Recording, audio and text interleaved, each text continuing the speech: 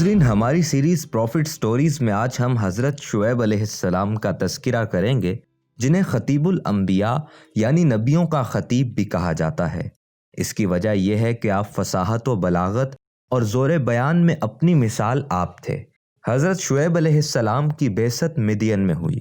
مدین ایک قبیلے کا نام ہے اور اسی قبیلے کے سبب بستی کا یہ نام مشہور ہو گیا۔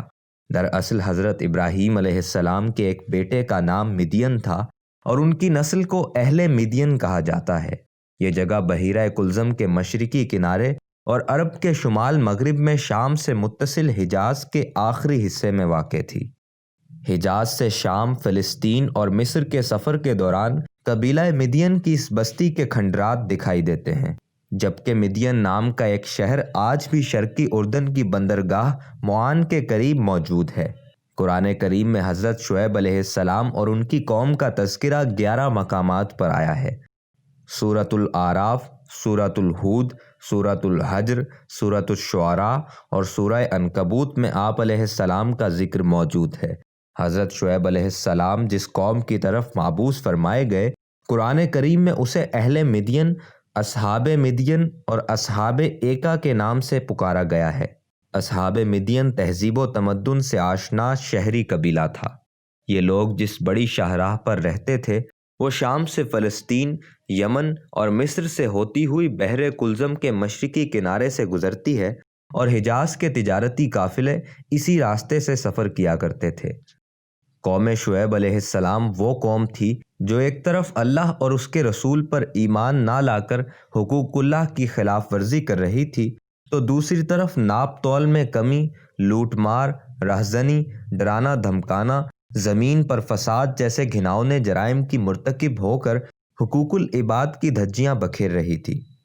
اللہ تعالیٰ نے ان لوگوں کی اصلاح اور توحید کی دعوت کے لیے انہی کی قوم کے ایک نیک اور سچے انسان حضرت شعیب علیہ السلام کو مبعوث فرمایا۔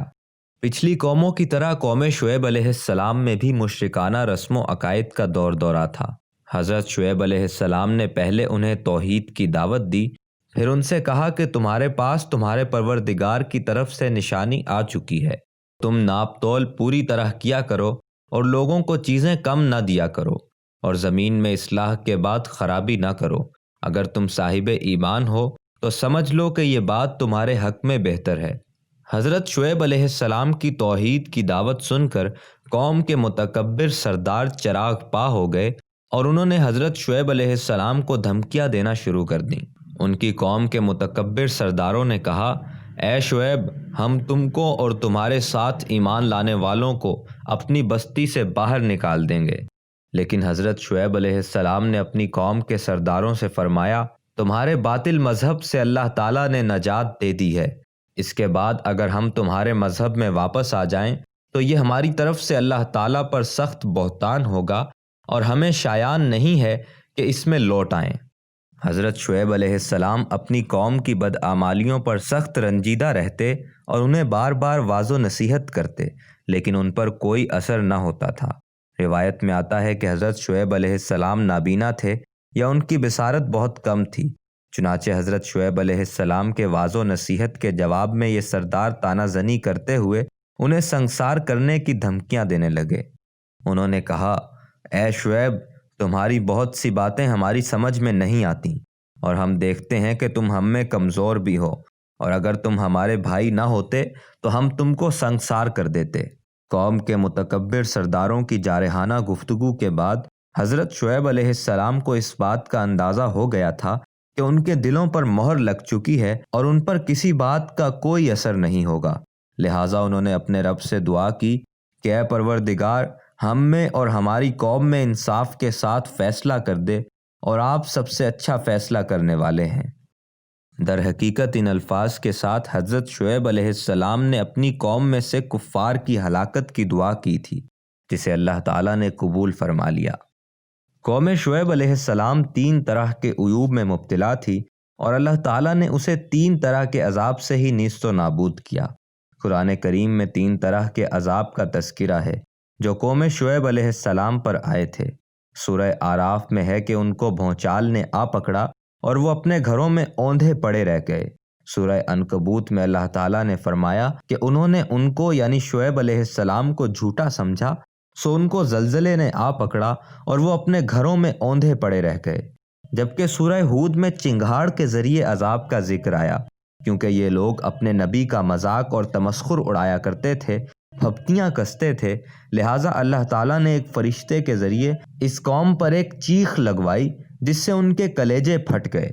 سورہ شعراء میں بادل کے عذاب کا تذکرہ ہے جو ان کی اپنی خواہش کا نتیجہ تھا۔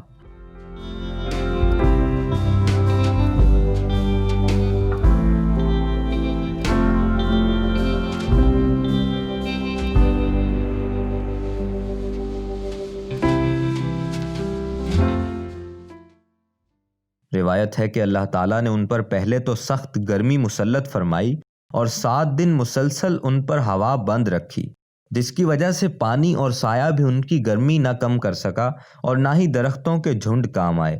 چنانچہ اس مصیبت سے گھبرا کر بستی سے جنگل کی طرف بھاگے، وہاں ان پر بادلوں نے سایہ کر لیا۔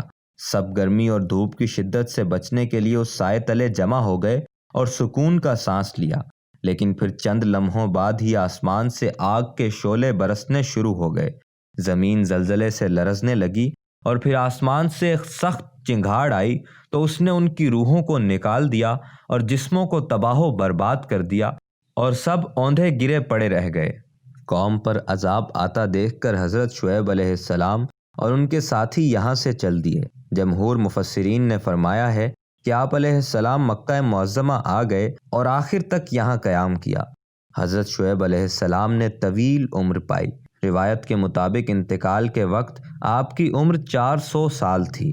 اردن کے شہر السلط کے قریب وادی شعیب میں آپ علیہ السلام سے منسوب ایک مزار ہے جس پر حکومت نے شاندار مقبرہ اور اس سے متصل مسجد بھی تعمیر کروائی ہے۔ روایت یہ بھی ہے کہ اپنی قوم کی تباہی کے بعد حضرت شعیب علیہ السلام حضرموت کے مشہور شہر شیون میں چلے گئے تھے۔ اس کے مغربی جانب شبام نامی مقام پر آپ نے انتقال فرمایا اور وہیں آپ کی قبر بھی ہے۔ تاہم تفسیر ابن کثیر کے مطابق حضرت شعیب علیہ السلام اور ان کے ساتھیوں نے مکہ مکرمہ میں وفات پائی اور آپ کی قبر کعبہ شریف کی غربی جانب ہے۔ ناظرین، یہ تھی حضرت شعیب علیہ السلام کی داستان، اور اگر آپ آئندہ بھی ایسی اسلامی اور معلوماتی ویڈیوز دیکھنا چاہتے ہیں تو ہمارے چینل کو سبسکرائب کرنے کے ساتھ ساتھ بیل آئیکن کو بھی پریس کر دیں تاکہ آپ کو ہماری ویڈیوز ملتی رہیں۔ اس کے علاوہ آپ ثواب اور صدقہ جاریہ کی نیت سے ہماری ان ویڈیوز کو اپنے دوستوں کے ساتھ شیئر بھی کر سکتے ہیں۔